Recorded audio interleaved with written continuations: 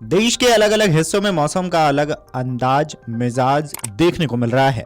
जहां उत्तर भारत के कई राज्यों में तेज हवाओं के साथ गर्मी हो रही है, तो वहीं पूर्वोत्तर के कई राज्यों में भारी बारिश और बाढ़ के कारण हालात काफी खराब हो गए हैं। राजधानी दिल्ली में भी कुछ दिनों से मौसम में बदलाव देखने को मिल रहा है। तापमान में कमी के चलते लोगों को राहत महसूस हो रही है, लेकिन अब दिल्ली में मौसम फिर बदलने जा रहा है। अगले 2 दिन यानी कि 4, 5 और 6 जून को बारिश की उम्मीद है, जबकि वीकेंड 7 और 8 जून से तापमान बढ़ने और गर्म हवाएं चलने की संभावना जताई जा रही है।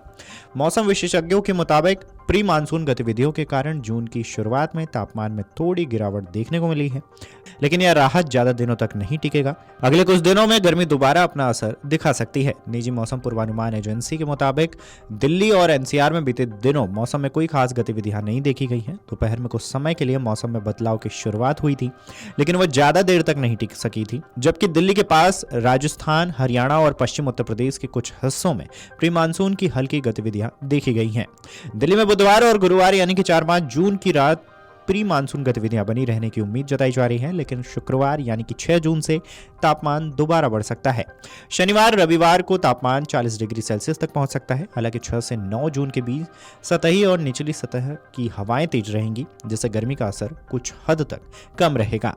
फिलहाल जून के शुरुआती दिनों में दिल्ली में लू चलने की संभावना नहीं है। बता दें कि दिल्ली एनसीआर में मई का महीना काफी ठंडा रहा। जून की शुरुआत भी आंधी, तूफान और बारिश के साथ देखने को मिली। जून की शुरुआत ने लोगों को भारी गर्मी से राहत दी।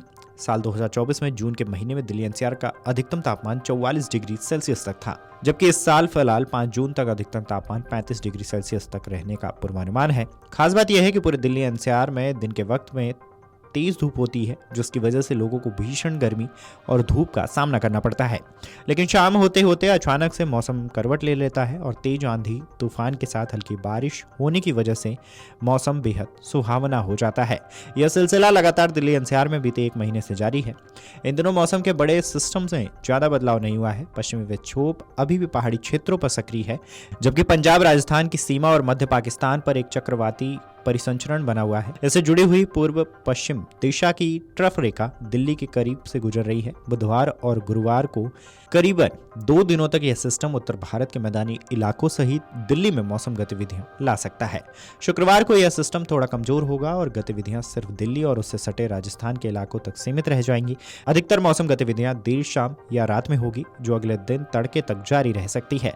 बारिश और गरज चमक से पहले धूल भरी आंधी और झोंकेदार हवाएं चल सकती हैं।